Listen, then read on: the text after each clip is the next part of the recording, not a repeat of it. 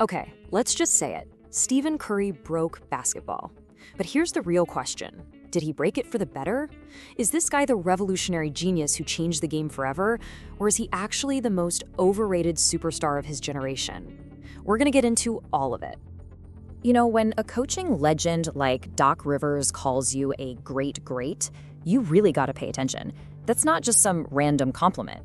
That's a guy who has seen it all, recognizing that Steph Curry wasn't just playing basketball. He was literally rewriting the rules of the game right in front of our eyes. And he did it with this number, 402. Seriously, it looks like a typo, right? Back in 2016, Steph didn't just break the record for three-pointers in a season, he absolutely demolished it. 402. A number that before him people thought was completely impossible. And if you need proof of his impact, look no further than this chart. See that massive spike in three-point attempts across the entire league? It just explodes right after Curry's first MVP season. Come on, that's not a coincidence. That is the Curry effect. He literally bent the entire league to his will. I mean, it's exactly why he's universally called the greatest shooter of all time, right? The guy's a pioneer who basically dragged the whole sport 25 feet away from the basket.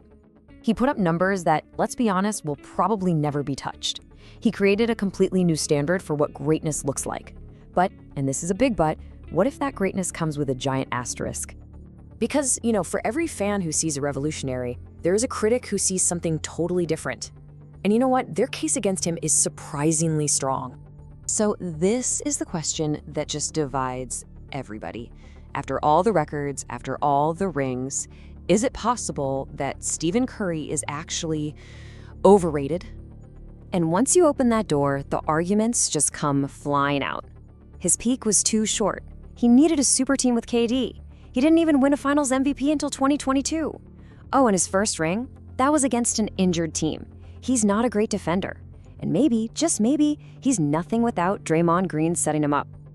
And this right here, taken straight from a fan forum, it just perfectly captures the whole debate.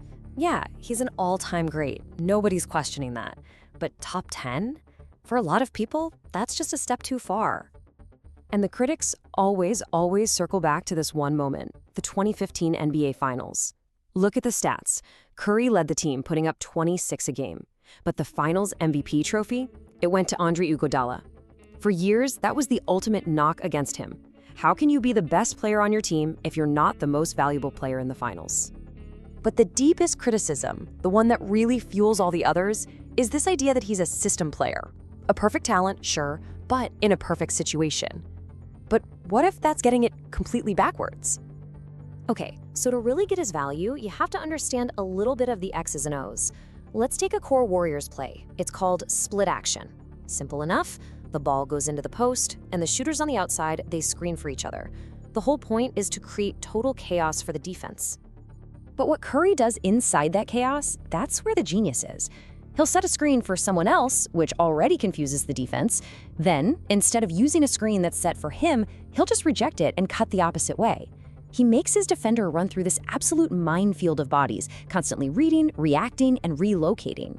This isn't just running a play, he's weaponizing movement itself. And that right there is the ultimate answer. Critics want to call him a system player, but his supporters will tell you that he is the system.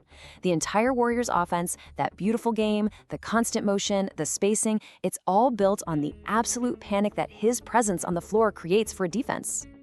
So, all right, if he's not just a system player, but he is the system, where does that put him? How does he stack up against the all-time gods of the game? Well, let's just stack his hardware up against, say, a consensus top 2 player ever, LeBron James. And this is where the picture gets, well, complicated. They have the same number of rings. But then you look at the individual awards, the MVPs, Finals MVPs, all NBA teams. And honestly, on paper, it's not even close. But is greatness just about trophies and awards? Think about it. In the 2000s, Kobe Bryant gave us the Mamba mentality, and it defined a generation's idea of hard work. But today, kids all over the entire planet yell Curry when they shoot a crumpled up piece of paper into a trash can. That's a whole different kind of influence, one that changed the way the game is played and enjoyed by everyone. So what does all this add up to? When it's all said and done, when the final buzzer sounds on his career, how are we actually going to remember Stephen Curry? Well, maybe the real answer isn't in all the arguments, but it's right here, in the cold, hard data. The analytics show a clear, undeniable link between how well a team shoots threes and how many games they win. So Curry didn't just introduce a fun new style of play, he actually proved a mathematical truth about the most efficient way to win in modern basketball. And so now, the question comes back to you. After hearing all the evidence, the good and the bad, where does he actually land on your all-time list? Is he top 20? Is he top 10? Is he maybe even higher? So what's the final verdict? Is he the single most influential player of his era? A guy who changed the very geometry of the court? Or was he just a phenomenal talent who landed in the perfect situation at the perfect time? The debate is now yours. Let us know exactly where you rank him in the comments below. And hey, if you want more deep dives that break down the all-time greats, make sure to like and subscribe.